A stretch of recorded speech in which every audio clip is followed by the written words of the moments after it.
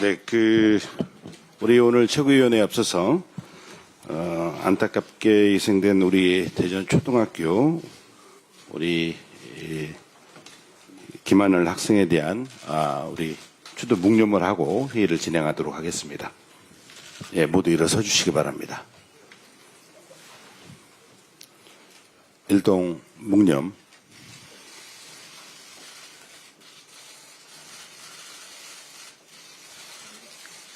바로 모두 앉아주십시오. 네, 공개 최고위의 시작에 앞서 허위 조작 정보에 적극 대응하고 있는 국민소통위원회 활동 현황에 대해서 김현 국민소통위원장의 보고가 있겠습니다. 어디 계시? 이거 앞으로 오세요. 네, 안녕하십니까. 더불어민주당 국민소통위원장 김현입니다. 예, 국민소통위원회에서는 매일 오후 1시 20분부터 정례 브리핑을 진행하고 있습니다. 더불어민주당 팩트체크 네트 민주파출소를 통해 접수된 제보를 통해서 국민들께 보고하고 있습니다. 국민소통위원회에서는 국민의힘의 임열면 거짓말을 주장하고 있어서 이를 바로잡기 위해서 거짓말 시리즈를 카드뉴스와 영상 콘텐츠를 제작해서 국민께 알리고 있습니다. 권성동 원내대표의 거짓 주장이 담긴 영상을 먼저 보이겠습니다. 대법원장이 추천하고 대통령이 임명하는 구조고 대통령 권한대행이 임명하는 절차를 최소한 한 달 전에부터는 밟아야 되는 것이 아닌가. 대통령 고리 시에는 헌법재판관을 임명할 수 있지만 대통령 직무정지 시에는 임명할 수 없다고 봐야 합니다. 영장이 발부되자 순식간에 시위대는 법원으로 몰려들어갔습니다. 4.3 초유의 폭동으로 법원 내부가 초토화됐지만 바리케이트를 쳐서 폭력을 막으려는 시민을 방패로 내리찍고 명찰 없는 경찰이 현장에 다수 나선 모습을 공영 사태 관련해가지고 국민의힘이 좀 선동한 결과다라는 지적이 있는데 누가 선동했죠? 왜 그렇게 근거 없는 말씀을 하시죠? 부정선거에 대해서는 증거가 발견된 게 없지 않습니까?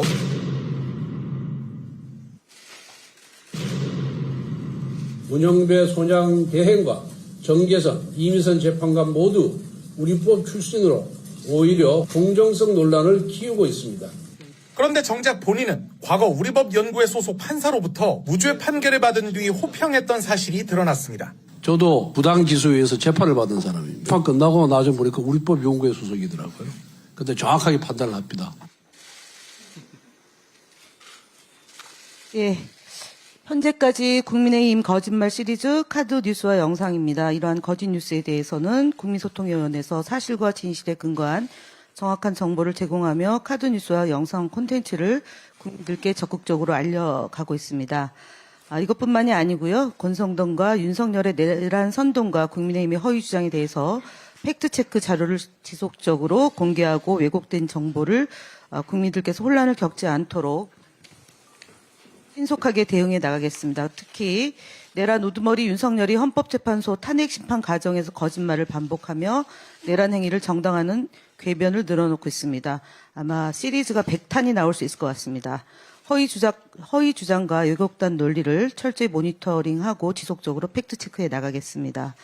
국민소통위원회는 내란 우두머리 윤석열과 국민의힘의 허위 조작 정보에 신속히 대응하기 위해 일일 브리핑을 강화하고 카드뉴스 영상 쇼츠를 통해서 배포할 예정입니다. 현재 심판 과정에서 모니터하고 내란 행위 정당화 시도에 대해 반박 자료를 지속적으로 제공하겠습니다. 보수 언론과 유튜브에서 유포되는 여론의 잘못된 점에 대해서 감시하고 대응하고 SNS와 온라인을 통해서 국민적 공감대를 형성해 나가겠습니다. 앞으로도 지속적으로 거짓말 시리즈를 배포하고 허위 조작 정보에 대응하고 민주주의 수호에 최선을 다하겠습니다. 많은 관심과 보도해 주시기 바랍니다. 감사합니다. 네, 김현 국민소통위원장 수고 많으셨습니다. 네, 이어서 장 대표의 속개 선언으로 제76차 최고위원회를 속개하겠습니다. 네, 회의를 속개하겠습니다. 먼저 이재명 당대표의 모두 발언이 있겠습니다. 네, 이제 원내교섭단체 대표 연설이 끝나고 보니까 우리 국민의힘이 여당인지 야당인지 아니면 제가 말씀드렸던 산당인지 잘 구분이 안 됐습니다. 국정을 책임진 여당이라면서 또 대통령을 배출한 대통령을 배출한 여당으로서 책임이 있을 텐데 전혀 책임감을 느끼지 않는 것 같습니다. 국정에 관심이 있는 게 아니라 어떻게 하면 야당을 헐뜯을까? 어떻게 하면 야당을 거짓말해서라도 공격을 할까? 이런 생각밖에 없는 것 같아서 참으로 안타깝다는 생각이 듭니다. 개인 사업하는 게 아니지 않습니까? 정치라고 하는 것은 국민의 일을 대신하는 것입니다. 남의 일을 하는 거죠, 본질적으로. 정성을 다해야 되죠. 개인적으로 마음에 들든 안 들든 국민의 뜻에 또 국민의 눈에 맞춰서 해야 되는 겁니다. 근데 국민이 여당에 뭘 바라겠어요? 나라 살림 잘해라 라는 게 최고 아니겠어요? 근데 어떻게 여당이라면서 그 여당의 여자를 한자로 잘 분석을 한번 해보세요. 뭘 하는 게 여당인가? 여당, 한번 생각해 보십시오. 그 지나가는 행인들 주머니 터는 산적이 아니고 나라 살림을 권내에서 책임지는 게 여당이다. 다시 한번 말씀드립니다. 안타까워서 드리는 말씀입니다. 이것도 사실 그와 관련이 있습니다. 지금 미국에서 철강 제품에 대해서 관세 25% 부과하겠다고 합니다. 우리나라는 쿼터제를 적용받아서 지금은 모르겠는데 앞으로 똑같이 될 가능성이 매우 많습니다. 어떻게 될지 모르죠. 당장은 철강뿐이지만 앞으로도 이 자동차, 반도체 이런 데도 확대될 가능성이 높습니다. 트럼프 대통령의 특성은 우리 모두가 아는 것처럼 오로지 미국 국익, 정말 미국 국익을 위해서라면 외교와 통상 이런 걸 모두 무기로 만드는 그런 대통령입니다. 우리 역시도 이런 어려운 시기에 할 수 있는 최대의 것을 해내서 우리 국익을 지켜야 됩니다. 미국 입장에 정면으로 마주치기는 어렵겠지만 실리를 챙길 수 있는 합리적이고 정교한 전략을 반드시 마련해야 됩니다. 그래서 통상 외교를 통합해서 한꺼번에 다룰 수 있는 체제로 전환해야 됩니다. 공동 대응 체계가 반드시 필요하다. 기업, 정부, 정치권 할 것 없이 힘을 합쳐야 됩니다. 그래서 저희가 국회 통상 특위를 구성하자라는 얘기를 지금 몇 차례 하고 있는데 아무 반응이 없어요. 뭐 싫으면 싫다, 좋으면 좋다 이렇게 얘기라도 해야 되지 않겠습니까? 오로지 이재명, 오로지 민주당 이렇게 하지 말고 우리 기업들이 지금 수출 전선에서 겪는 어려움을 조금이라도 완화할 수 있도록 뭘 지원할 수 있는지 국회에서 통상 특위를 만들어서 함께 의논합시다. 싸울 때는 싸우더라도 일은 또 일대로 해야 되지 않겠습니까? 다시 한번 긍정적인 답변을 촉구합니다. 이상입니다. 네, 다음으로 박찬대 원내대표의 발언이 있겠습니다. 국민의힘은 국가를 위기에 몰아넣은 윤석열 징계부터 하십시오. 어제 권성동 원내대표가 교섭단체 대표연설에서 12.3 비상계엄 선포와 윤석열 탄핵, 구속 기소에 대해 사과했습니다. 그런데 진심이 전혀 느껴지지 않습니다. 국가적으로 큰 위기를 불러온 12.3 비상계엄 선포에 대해 사과를 한다면서 그동안은 왜 윤석열 탄핵과 내란 특검을 반대하고 왜 구치소에 찾아가 내란 속의 윤석열을 면회했습니까? 권성동 원내대표의 사과가 손톱만큼이라도 진정성이 있으려면 남 탓 그만하고 윤석열을 중징계해야 합니다. 내란 사태가 벌어진 지 2달 넘도록 윤석열이 여전히 국민의힘 1호 당원이라는 게 말이나 되는 소리입니까? 국민의힘은 국가를 위기로 몰아넣고 국민을 불안에 떨게 한 내란숙의 윤석열을 당장 출당 조치하십시오. 어제 민주당과 야당들이 명태균 특검법을 공동 발의했습니다. 명태균 특검은 12.3 내란 사태의 동기를 밝히는데 매우 중요한 법안입니다. 윤석열이 왜 하필 12월 3일에 비상계엄을 선포했는가 하는 이유를 밝히기 위해서는 명태균 게이트를 철저하게 수사해야 합니다. 야당이 박수쳐 주지 않아서 국회에 총 들고 쳐들어갔다는 헛소리보다 윤석열 자신이 저질렀던 온갖 불법 행위와 부정을 감추기 위해 영구집권을 시도를 했다는 것이 더 설득력 있고 합리적인 분석입니다. 명태균의 황금폰 안에 얼마나 엄청난 내용들이 있길래 무장한 군대까지 투입해서 국회를 무력화하고 야당 정치인들을 체포하려고 했는지, 불법과 부정과 비리에 얼마나 많이 연루돼 있길래 국민의힘 의원들이 앞장서서 내란 행위를 비호하고 내란 수계를 결사옹이하는 것인지 낱낱이 밝혀야 합니다. 당사자인 명태균도 특검을 환영한다고 밝혔습니다. 특검을 거부하는 자가 범인이라던 국민의힘이 명태균 특검을 거부한다면 부정, 불법, 비리 공동체라는 비판만 살 것입니다. 떳떳하다면 명태균 특검법에 협조하길 바랍니다. 국책연구기관 한국개발연구원이 올해 한국경제 전망치를 기존보다 0.4%포인트 낮춘 1.6%로 발표했습니다. 내수회복 지연과 수출 증가세 둔화 등이 반영된 것으로 우리 경제가 매우 심각한 상황에 처해 있다는 사실을 보여줍니다. 실제로 내수경기 침체가 장기화되면서 자영업자들의 폐업도 속출하고 있고 특히 지난해 1인 자영업자들 숫자가 2018년 이후 처음으로 감소세로 전환되었습니다. 이대로 방치한다면 우리 경제는 회생불능의 상태로 접어들 수 있습니다.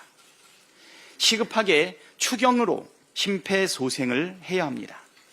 민주당은 계속해서 추경 필요성을 강조하고 촉구해 왔습니다. 국민의힘도 추경 필요성에 대해서 인정하고 있는 만큼 빠르게 추경 논의에 나서길 촉구합니다. 총각을 다투는 상황인데도 이런저런 전제 조건을 달거나 야당 탓하면서 추경을 미루는 것은 국민의힘이 국정을 책임질 능력이 전혀 없는 무책임하고 무능력한 정당이라는 자백일 뿐입니다. 초등학교 1학년 학생이 교내에서 교사에게 흉기에 찔려 사망하는 충격적인 일이 벌어졌습니다. 희생된 학생의 명복을 빌며 유가족들에게도 깊은 위로의 말씀을 전합니다. 가장 안전해야 할 학교에서 가장 끔찍한 일이 벌어졌다는 사실에 학부모들을 비롯한 국민의 충격이 이만저만이 아닙니다. 결코 일어나선 안 될 일이었고 앞으로도 절대 일어나지 말아야 할 일입니다. 경찰이 철저하게 수사해서 진상을 밝히고 엄벌에 처하는 것도 필요하지만 학교 당국과 교육청의 대응에 문제가 없었는지 제도적 허점이 없었는지도 꼼꼼하게 따지고 보완할 것은 보완해야 합니다. 민주당은 모든 학생이 안전하고 모든 학부모가 안심할 수 있도록 대책을 세우기 위해 최선을 다하겠습니다. 네, 다음으로 김민석 최고위원의 발언이 있겠습니다. 민주화 이후에 국회에 개헌군이 난입한 것도 처음이었지만은 민주화 이후에 여당 대표가 국회 대표 연설 내내 야당과 야당 대표만 목 놓아 비난하는 것도 처음이었습니다. 정치는 희망을 제시하는 것이고 정당 대표 연설, 특히 여당 대표 연설은 희망을 제시하는 것입니다. 그것이 최소한의 품격이고 의무이고 양식이고 전통입니다. 국민의힘이 정통 보수정당이라는 마지막 멘트를 들으면서 이 땅의 정통 보수 정당은 확실히 사라졌음을 재확인했습니다. 어제 권성동 대표의 대표 연설은 남탓만 하다가 친위 쿠데타를 벌인 윤석열의 남탓 DNA가 국힘의 정체성으로 확립됐음을 보여준 보수 여당의 장송곡이었습니다. 진정한 성찰과 사과와 비전과 희망의 메시지가 없는 보수 여당은 살아남은 적이 없습니다. 3번 닭 울기 전 주인을 배반했듯 결국 국힘은 100일 안에 윤석열을 부정할 것이고 머지않아 간판을 바꿔달 것입니다. 절대 그렇지 않으리라 자신하는 국힘 의원들은 정치 생명과 직을 걸고 앞으로 나서 국민 앞에 약속해 보십시오. 민주당은 시대가 원하는 민주주의와 성장 회복의 길을 갈 것입니다. 이미 헌정수호의 의지도 국가 비전의 고민도 잃고 폭력 극우 세력에 얹혀 만년 야당처럼 타락해버린 국민의힘에 더 이상 나라를 맡기는 것은 불가능합니다. 정권 교체만이 답입니다. 네, 다음으로 전현희 최고위원의 발언이 있겠습니다. 윤석열의 내란이 결국 국민의힘을 죽이고 있습니다. 정부 여당이었던 국민의힘은 죽고 극우의 힘으로 변질되었습니다. 민주공화국의 중심 국회를 무너뜨리고 있습니다. 거짓말과 궤변을 일삼고 내란 수계를 비유하는 극우의 핵심 축, 바로 국민의힘 권성동 원내대표입니다. 윤석열과 국힘이 아무리 궤변으로 우겨도 국헌을 짓밟고 내란을 일으켜야 할 그 어떤 합당한 명분조차 찾을 수 없을 것입니다. 폭력의 정당성이 성립될 수 없듯이 상권분립 민주공화정에서 내란의 정당성은 결코 성립될 수 없는 명제의 모순입니다. 민주당과 이재명 대표가 내란을 일으킨 이유라는 권성동 대표의 주장은 모순적 인지 부조화에 기인한 망상입니다. 정신병리학에서는 이치에 맞지 아니한 망령된 생각, 근거가 없는 주관적인 신념을 망상이라고 합니다. 망상이 시작되고 체계화되면 아무리 그 생각이 잘못되었음을 확증하는 증거를 제시해도 망상에서 벗어나기는커녕 망상을 더욱 공고화합니다. 계엄은 이재명 대표와 민주당 때문이라는 망상에 빠진 권성동 대표, 치료가 시급합니다. 극우 집회 총동원령이 내려지면서 정강훈 씨가 탄핵 집회에 참여할 사람을 모집해 오면 활동비 5만 원을 지급하겠다는 발언을 하면서 극우 집회의 금품 살포 정황까지 나오고 있습니다. 또 심지어는 극우 집회에서 알뜰폰 가입이 애국 활동이라며 정강훈의 딸이 실소유자인 알뜰폰 업체 서비스 가입을 종용했다고 합니다. 도대체 자유 대한민국을 지키는 것과 알뜰폰 가입이 무슨 관계입니까? 극우의 실제가 애국팔이 다단계 사기꾼입니까? 종교개혁을 초래한 중세교회 면죄부 판매를 뺨치는 수법입니다. 극우 세력의 망언과 폭력도 도를 넘고 있습니다. 극우 강사 전한길은 광주에서 민주화의 모습을 보여주고 싶다며 민주화의 성지 광주를 모욕하는 망발까지 서슴지 않고 있습니다. 극우 폭도들은 서부법원 폭동에 이어서 헌재 폭동까지 모의 중입니다. 지금 대한민국에서 벌어지는 윤석열 내란 수계를 비호하는 광기 어린 극우의 준동은 마치 히틀러 나치의 태동을 보는 듯합니다. 국민의힘은 극우 세력 단죄는커녕 극우 집회의 참석으로 선동에 나서서 극우 강사 전한길 구하기까지 나섰습니다. 애국 파리로 사리사욕을 채우고 민주주의와 헌정질서 근간을 파괴하는 극우 세력과 결탁한 국민의힘은 이제 명실상부한 한국판 나치 세력인 극우의 힘으로 변모하고 있습니다. 국민의힘이 계속 극우와 한톡속이 되길 고집한다면 히틀러 나치당처럼 정당 역사의 뒤안길로 완전히 사라질 것입니다. 명태균 본인이 스스로 죄를 밝히겠다라고 하소연하는데 검찰은 범인의 입을 틀어막고 있습니다. 명태균 게이트의 판도라 상자인 황금폰마저 입수했음에도 불구하고 정치검찰은 수사 문개기로 일관 중입니다. 검찰은 측근 남용, 업무 태만으로 이제 스스로 수사 대상이 됐습니다. 윤석열 부하 건성을 아직도 못 버린 정치검찰에게 더 이상 명태균 게이트를 맡길 수 없습니다. 윤석열이 내란을 일으킨 이유가 야당 때문인지 황금폰이 두려워서인지 특검을 통해서 진상을 밝혀야 합니다. 밑도 끝도 없는 선관위 부정선거 음모론이 아니라 진짜 국민의 판 부정선거의 전모를 규명할 때입니다. 명태균 특검법으로 내란 트리거의 실체를 밝히고 부정선거 사범을 단호히 단죄해야 합니다. 윤석열 정권에서 특검법만 이미 9번 자초됐습니다. 죄를 지었으니까 특검을 거부한다는 윤석열의 말대로라면 윤석열과 국민의힘은 도대체 얼마나 많은 죄를 진 것입니까? 명태균 특검법 반대는 명태균 게이트 연루범이라는 자백입니다. 국민의힘은 명태균 게이트에서 떳떳하다면 당당히 특검법에 찬성해야 합니다. 연일 이재명 대표 때리기와 극우 선동 메시지로 시정보다는 대권 행보에 김칫국을 마시고 있는 오세훈, 홍준표 시장. 죄가 없다면 쫄지 말고 명태균 특검법 찬성 의사부터 밝히기 바랍니다. 이상입니다. 다음으로 한준호 최고위원의 발언이 있겠습니다. 네, 윤석열 탄핵 심판이 계속되고 있습니다. 어제는 7차 변론 기일이었고 윤석열이 발언권을 얻어서 직접 계엄의 배경을 설명했다고 합니다. 내가 아무리 미워도 그렇지 민주당이 박수 한번 안 쳐주고 악수를 전부 거부하더라. 그래서 이것은 민주당이 그냥 이 정권을 파괴시키는 게 목표라는 것을 명확히 보여주는 것이다 라고 판단했다는 희대의 명언을 남겼습니다.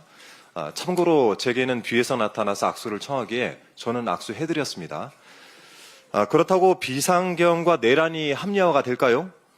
민주당이 그렇게 미웠으면 민주당에게만 계엄을 선포할 일이지 선관위와 언론사는 무슨 죄이고 계엄군과 대체했던 국민은 또 무슨 죄겠습니까? 야당이 대통령을 환대해주지 않았다고 해서 계엄을 선포할 수 있다는 논리, 이런 주장까지 팩트체크를 해야 하나 싶지만 윤석열의 주장이 얼마나 어리석은 것인지 설명하기 위해서 말씀을 좀 드리겠습니다. 화면 함께 보시죠.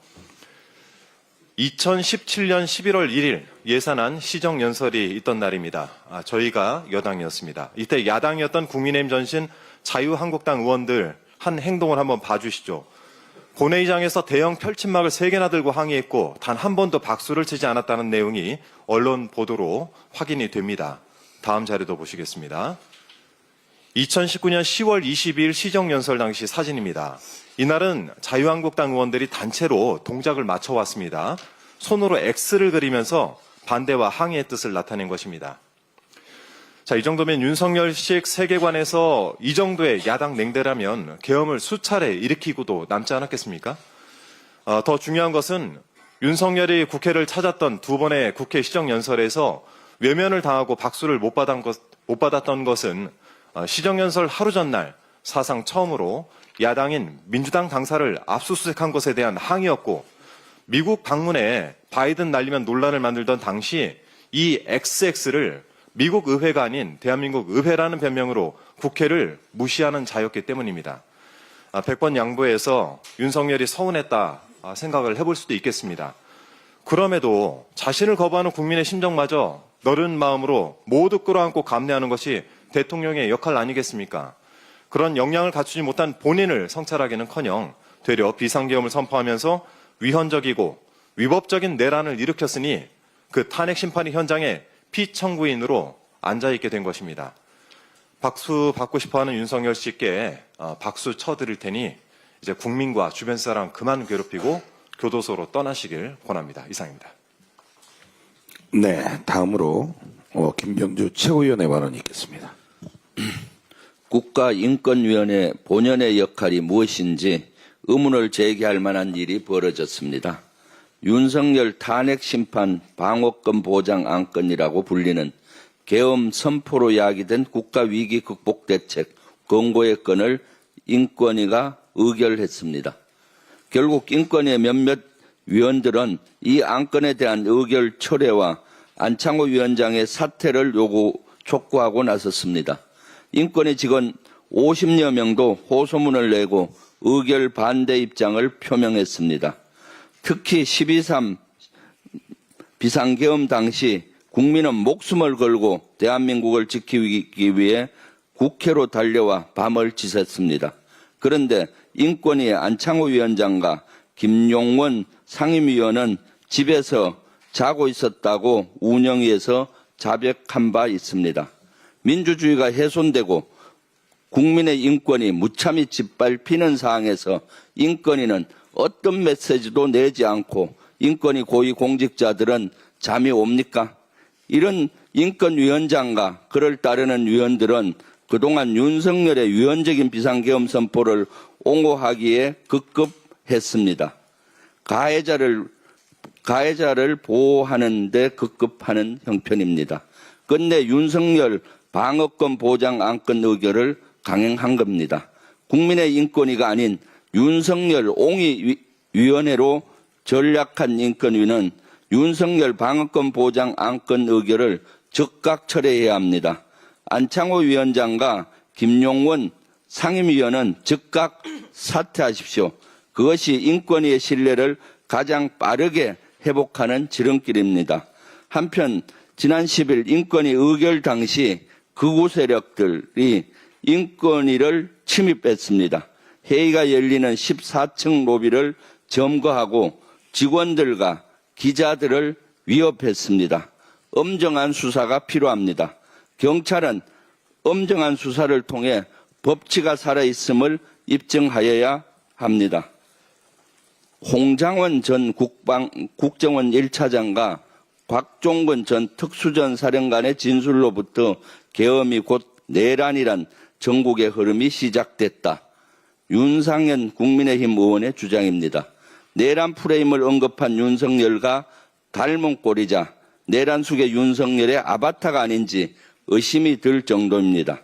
이런 윤상현이 홍장원과 곽종근 그리고 곽종근을 매수했다고 주장하며 저 김병주를 고발하겠다고 예고한 바 있습니다. 그런데 약속이나 한 듯이 서민민생대책위원회라는 시민단체가 저를 내란 선동 교사 혐의로 고발했습니다. 속아 웃을 일입니다. 폭동시위대를 향한 훈방 발언으로 서부지법 폭동을 부추긴 게 누굽니까?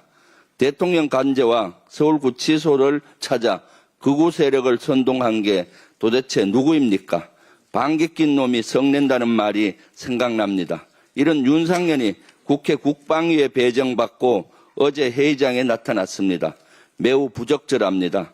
극우 세력도 모자라 군 장병까지 내란을 선동하려는 겁니까?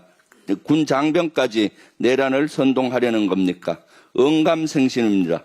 내란 세력이 다시는 우리 국군 장병을 정치에 악용할 수 없도록 두 눈 부릅뜨고 지키겠습니다. 국회 비상계엄 해제 결의안 통과 이후인 12월 4일 새벽 1시 16분부터 41분까지 윤석열은 합참 결심실에서 국회법을 찾아봤던 것으로 드러났습니다. 윤석열이 어제 헌법재판소에 나와 직접 밝힌 내용입니다.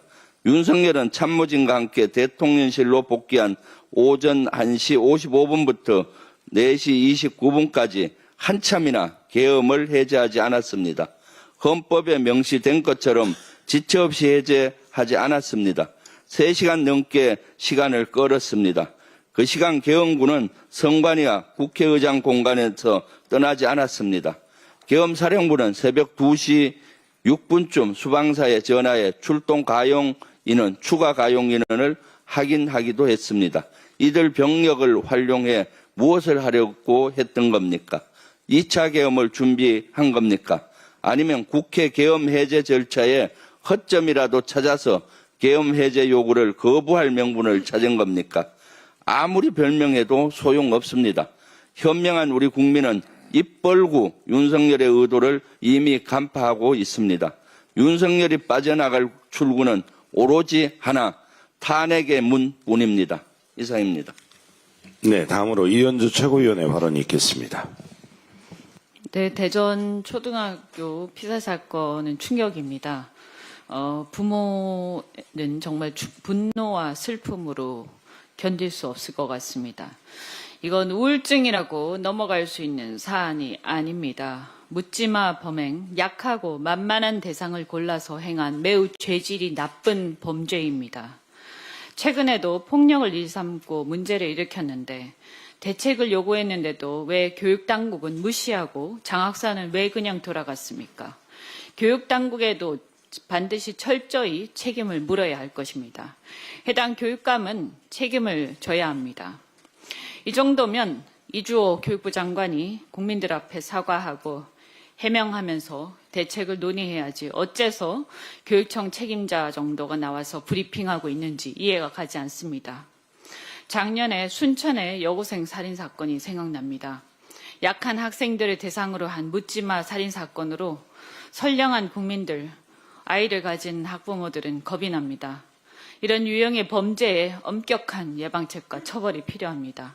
더 이상 이런 반사회적 행위를 우울증이나 가해자의 사정을 운운하면서 합리화하거나 자기 일 아니라고 어줍지 않은 이해와 관용으로 포장해서 그런 자들을 감싸는 것은 있을 수 없는 일입니다. 무책임한 일입니다. 서부지원 폭동에서 보듯 남에게 폐를 끼치고 폭력을 행사하고 폭력적 언사를 상대에게 마구 뱉는 망동, 자기 주장이 도를 넘어 폭력을 휘두르고 기물을 파손하고 사회질서를 어지럽히는 자들은 네 편 내 편을 막론하고 용인하지 않는 사회 분위기가 형성되어야 한다고 생각합니다. 자칫 선량한 국민이 피해를 입는다면 누가 책임질 겁니까? 폭력을 합리화하는 어떤 경우도 용납되어서는 안 됩니다. 이유여하를 불문하고 폭력을 용납하지 않는 사회, 공권력을 존중하는 사회가 되어야 합니다. 국가는 선량한 국민을 안전하게 보호하는 것이 가장 중요한 책무라고 생각합니다. 트럼프 대통령이 3월 12일부로 한국과 아르헨티나, 호주, 브라질, 캐나다, 멕시코, 일본, EU, 영국 등과 맺었던 기존의 철강 알루미늄 협정을 종료하고 이들 나라에서 수입되는 모든 철강 제품과 철강 파생 제품에 25% 관세를 부과한다고 발표했습니다. 국경에는 여야가 없습니다. 저는 다음 주에 대한항공회의소 경제사절단과 함께 방미해서 미국 의원들과 정부 관계자를 만날 예정입니다. 우리 기업들 입장에서 또 우리나라 입장에서 대응 논리를 산자부와 함께 공유하고 여러 대응을 하겠습니다. 또 아웃리치 의원 외교, 우리 기업 생산 기지에도 들러서 아웃리치 의원 외교에도 힘쓰겠습니다. 혹시라도 도움이 필요한 분들은 연락 주시고 관련 정보는 공유 부탁드립니다. 현재 전 세계 철강 생산의 약 60%를 차지하는 중국의 과잉 생산에 따른 저가 제품 밀어내기 공세도 심각합니다. 전기요금 인상으로 인한 원가 인상으로 국내 철강업계가 엎친 데 덮친 격으로 큰 위기를 맞고 있습니다. 견디다 못한 국내 철강업계가 반덤핑 제소에 나섰습니다. 철강은 모든 제조업의 기초 재료로서 특히 전략산업과 방위산업의 기초가 됩니다.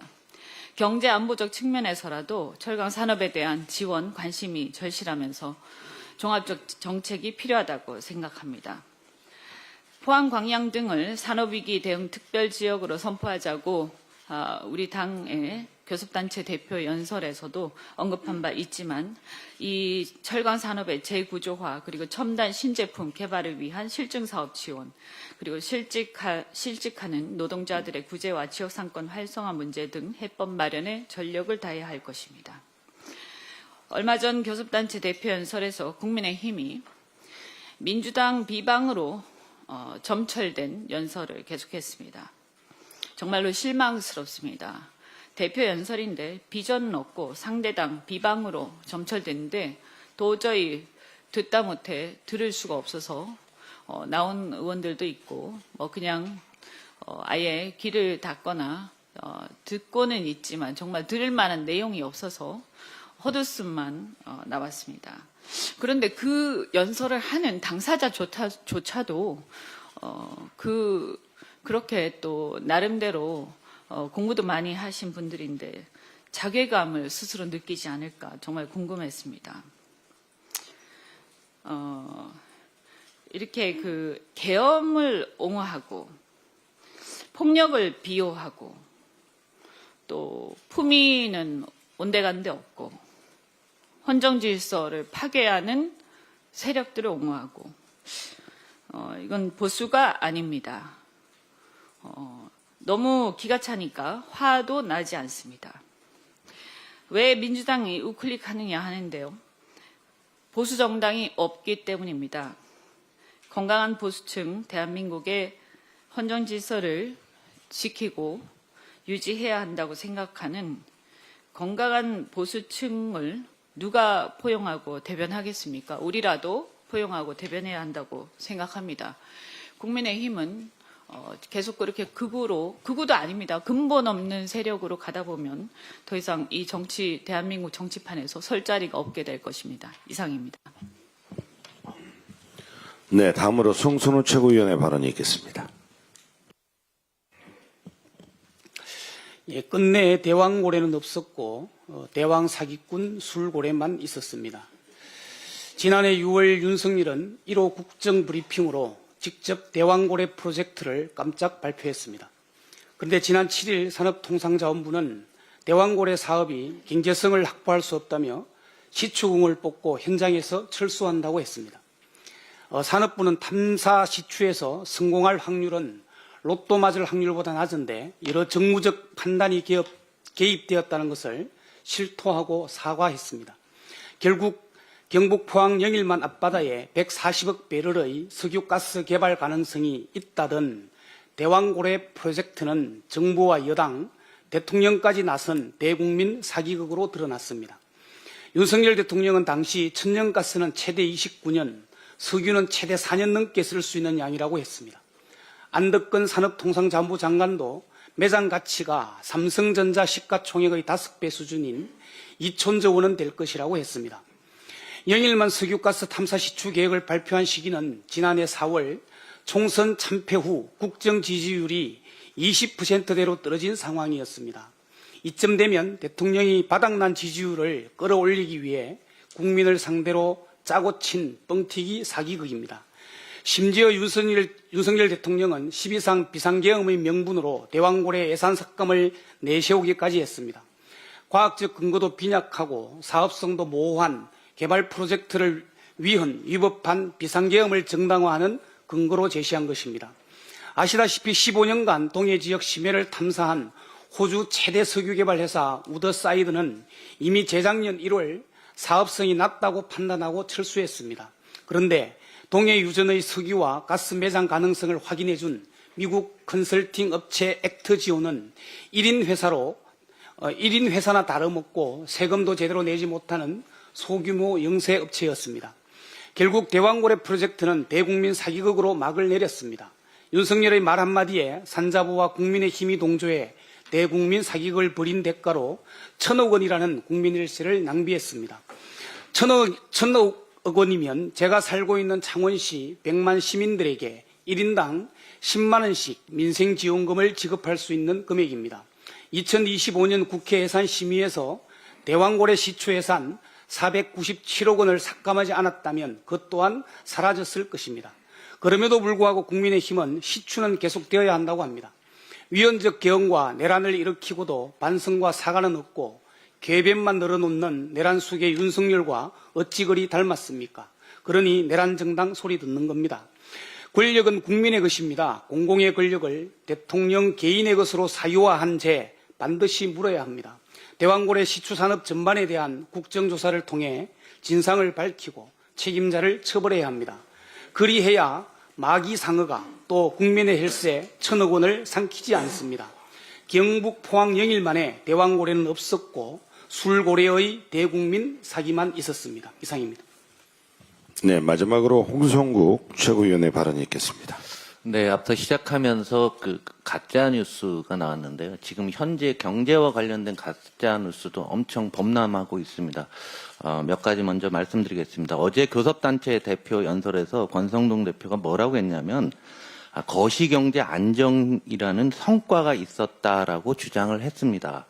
그런데 그러면서 수출이 꾸준한 증가세를 유지하고 있다고 했는데 반도체 빼면은 현 정부 출범 이후 수출은 늘지 않았습니다. 반도체에 따라서 움직인 것입니다. 1인당 국내 총생산 GDP가 36,000달러에 진입해서 일본과 대만보다도 높다고 자화자찬했습니다. 그런데 이는 우리나라 물가가 작년에 많이 올라갔고 명목 GDP가 늘어난 결과입니다. 다르게 표현하면 우리 국민들이 고통을 받은 결과라는 얘기죠. 숫자상 36,000달러가 된 거는 뭐 어찌 됐건 인정을 하자 얘기죠. 그런데 이 숫자는 2021년 윤 정부 출범하기 전에 비해서도 여전히 낮은 숫자라는 겁니다. 이런 거 한마디도 안 하고 있습니다. 일본이 1인당 GDP가 줄어든 것은 많은 분들이 아시지 않습니까? 일본이 엔달러 환율이 100엔대에서 150엔대가 된 겁니다.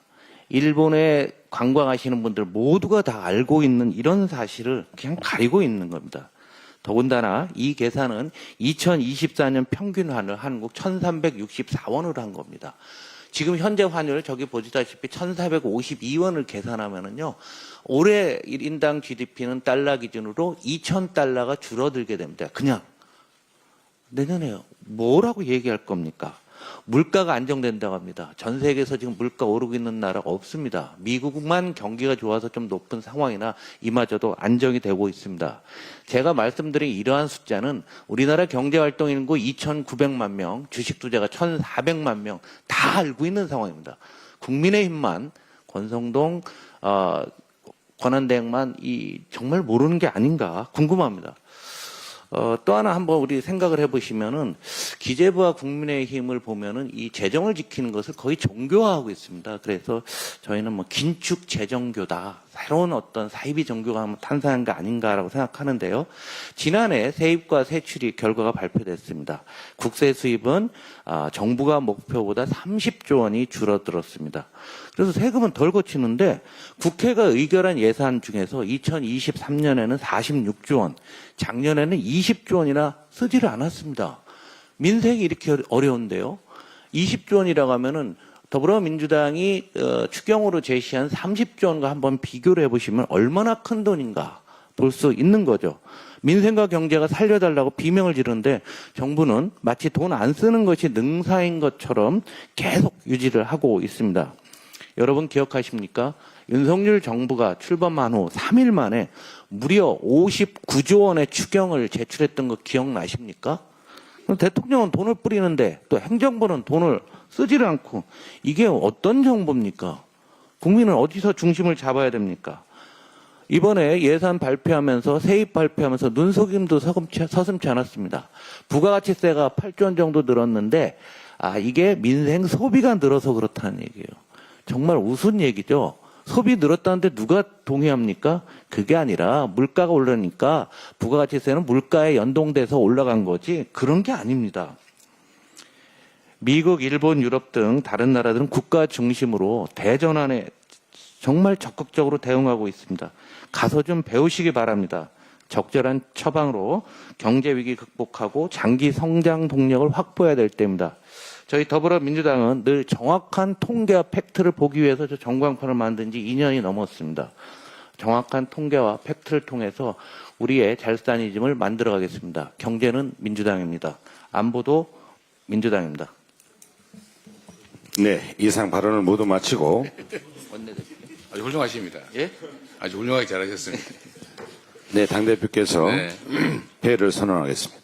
네, 어제 권성동 대표께서 이제 국민의힘은 정통보수라고 얘기를 하신 것 같아요. 근데 제가 하나 더 알려드리겠습니다. 이분이 한자 공부를 안 했거나 단어 능력이 좀 떨어지는 거 아닌가 싶은 생각이 좀 드는데 이 보수라고 하는 것은 그 시대의 핵심적인 가치와 질서를 지키는 것을 아주 중요한 가치로 여기는 걸 말합니다. 보수. 그래서 보수죠. 보호하고 지킨다.